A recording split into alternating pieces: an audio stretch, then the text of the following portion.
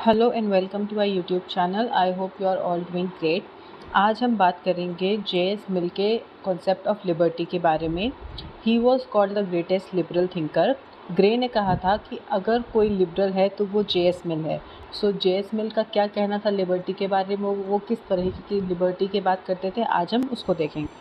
उन्होंने अपनी लिबर्टी की जो कॉन्सेप्ट है वो दिया है in the book on liberty, जिसमें वो लिबर्टी की बात करते हैं। लिबर्टी उनके लिए क्या मायने रखती है, किस तरीके की लिबर्टी की बात करते हैं, वो सब उन्होंने अपनी बुक ऑन लिबर्टी में लिखा है।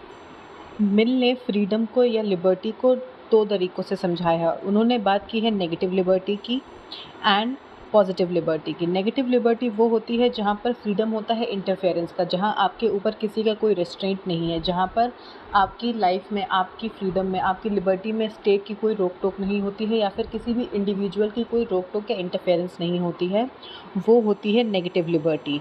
और वो बात करते हैं पॉजिटिव लिबर्टी की। पॉजिटिव लिबर्टी वो है जब आप अपना सेल्फ डेवलपमेंट कर सकते हैं। दैट इज़, आपको स्टेट जो है वो सपोर्ट करता है कि आप अपना सेल्फ डेवलपमेंट कर सकें। स्टेट का रोल एक्टिव पार्टिसिपेशन होता है for the welfare of the citizens. ऐसे लिबर्टी को, ऐसे फ्रीडम को उन्होंने पॉजिटिव लिबर्टी बताया है, जहाँ पर सेल्फ डेवलपमेंट की बात होती है, जहाँ इंसान को, इंडिविजुअल को फ्रीडम हो अपने पोटेंशियल को डेवलप करने की टू द हाईएस्ट लेवल, जहाँ पर वो अपने पोटेंशियल को बिना किसी रोक टोक के डेवलप कर सकता है, वो उसका पॉजिटिव फ्रीडम है। और वो कहते थे कि इंडिविजुअल क्या करता है, कि अपने जो उसके एक्शंस हैं उसका जज सिर्फ इंडिविजुअल को होना चाहिए। कोई और किसी इंडिविजुअल को ये ना बताए कि तुम्हें ये काम करना है या फिर आप ये काम नहीं कर सकते हो, जब तक उस काम से किसी और को हार्म नहीं हो रहा है। दैट इज़, उन्होंने दिया था हार्म प्रिंसिपल, जहाँ पर वो ये बात करते हैं कि अगर किसी भी इंडिविजुअल के काम करने से किसी और को हार्म नहीं होता है, अगर किसी भी एक्शन से, किसी इंडिविजुअल के एक्शन से किसी और इंडिविजुअल को हार्म नहीं हो रहा है, तो उस एक्शन का जज जो है उसमें उस इंसान को नहीं रोका जाना चाहिए। फॉर एग्ज़ाम्पल, अगर कोई इंसान जो है वो अल्कोहलिक है, वो अल्कोहल पीना चाहता है, बट उसके बाद वो अल्कोहल पी के कहीं भी पड़ा रहता है, उसको ध्यान नहीं है कि वो क्या कर रहा है, तो ये उसकी पर्सनल चॉइस है और इससे किसी और को हार्म नहीं अगर हो रहा है तो कोई भी उसको उस काम के लिए रोक नहीं सकता है।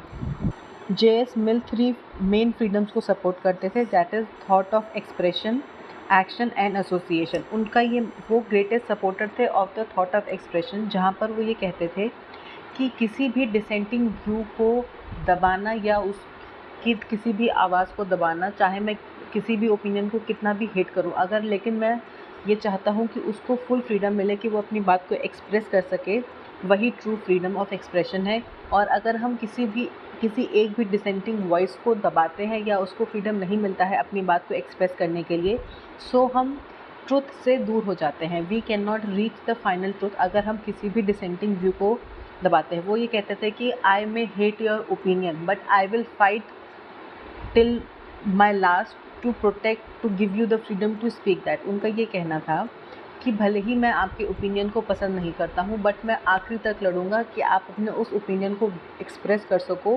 That was how much he advocated the freedom of thought and expression.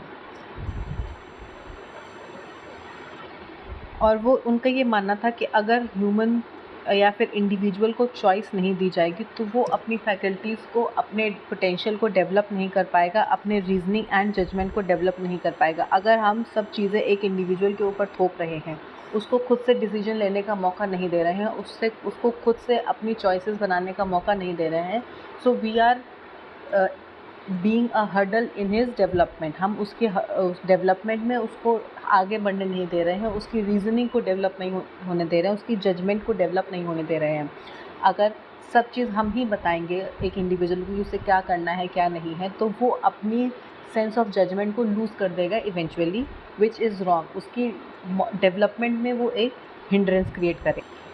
मिल ने हार्म प्रिंसिपल को इंट्रोड्यूस करते टाइम एक्शंस को 2 टाइप्स ऑफ एक्शंस में डिवाइड किया है। That is self regarding actions and other regarding actions. Self regarding actions वो काम होते हैं जिसका असर सिर्फ मुझ पर पड़ता है। अगर मैं कोई काम करूं, उसका जो भी कॉन्सिक्वेंसेस होंगे वो सिर्फ मुझ पर होते हैं, तो वो सेल्फ रिगार्डिंग एक्शंस होते हैं। जैसे कि आप क्या पहन रहे हैं, क्या खा रहे हैं, आप अगर बहुत जंक फूड खा रहे हैं तो ये आपके ऊपर असर करेगा, किसी और को कोई राइट नहीं है कि वो आपकी लाइफ में इंटरफेयर करके आपको ये कहेगी कि आप ये पहन नहीं सकते हैं या आप ये खा नहीं सकते हैं, क्योंकि वो जो भी इफ़ेक्ट होगा, उसके जो भी कॉन्सिक्वेंसेस होंगे वो आपके अपने होंगे। Whereas other regarding actions वो काम होते हैं जिससे किसी दूसरे के ऊपर भी असर पड़ता है। सो मिल का ये कहना था कि किसी भी इंडिविजुअल को सेल्फ रिगार्डिंग एक्शंस में उसको इंटरफेयर नहीं किया जाना चाहिए, उसको रोका नहीं जाना चाहिए।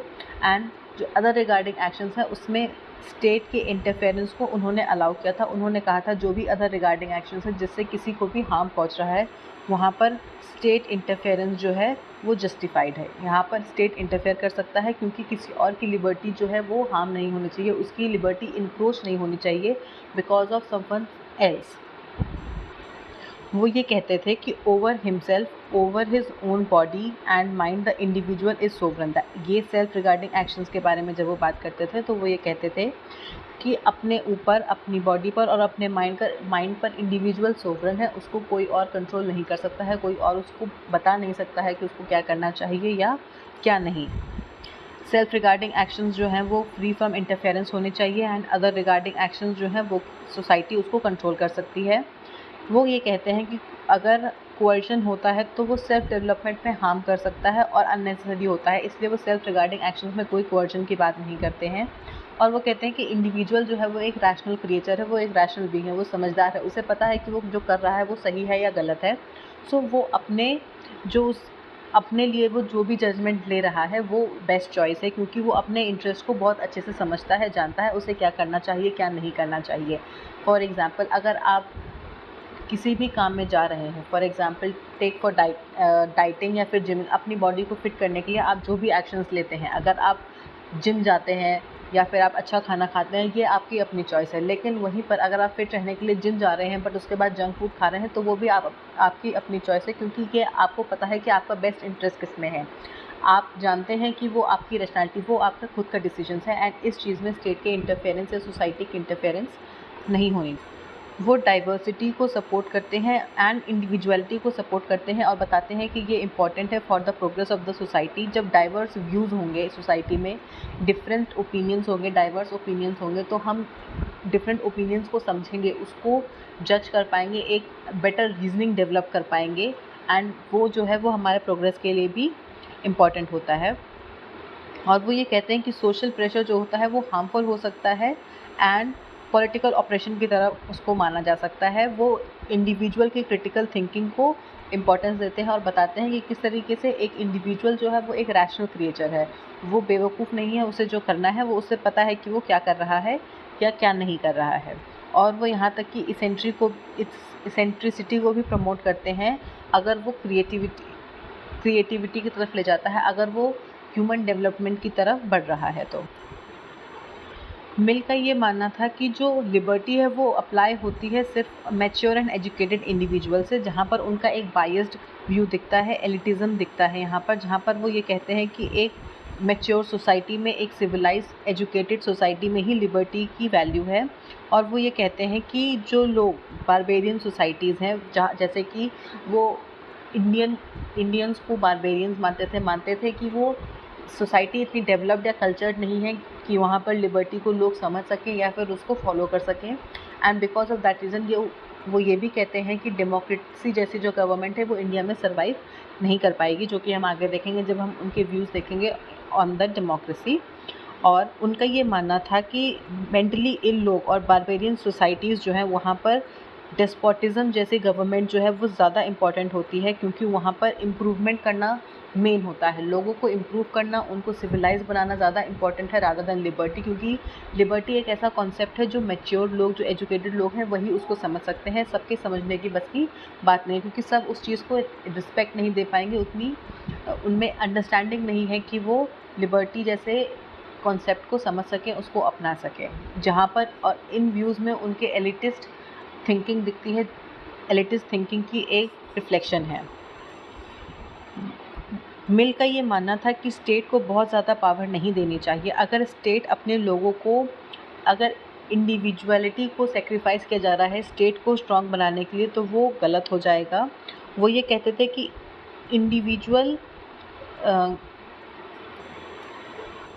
वो ये कहते थे कि अगर कोई भी स्टेट अपने इंडिविजुअल्स को छोटा बनाएगा या फिर उन्हें बहुत ज़्यादा कंट्रोल करेगा, तो वो स्टेट कभी भी बड़ा नहीं बन सकता है, वो कभी भी डेवलप नहीं हो सकता है, ग्रेट सोसाइटी डेवलप नहीं कर सकता है।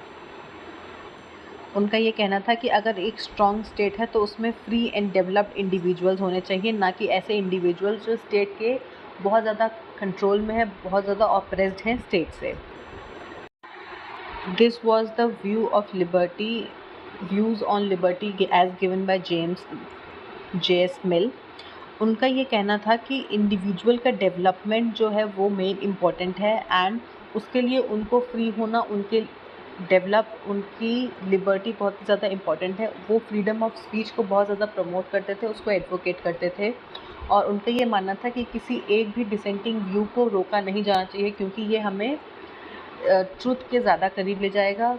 It will help us develop a better truth. और अगर वो अपोजिंग व्यू भी है तो तब भी उसको नहीं रोका जाना चाहिए, क्योंकि वो हमारे ट्रुथ को और स्ट्रॉन्ग बनाएगा।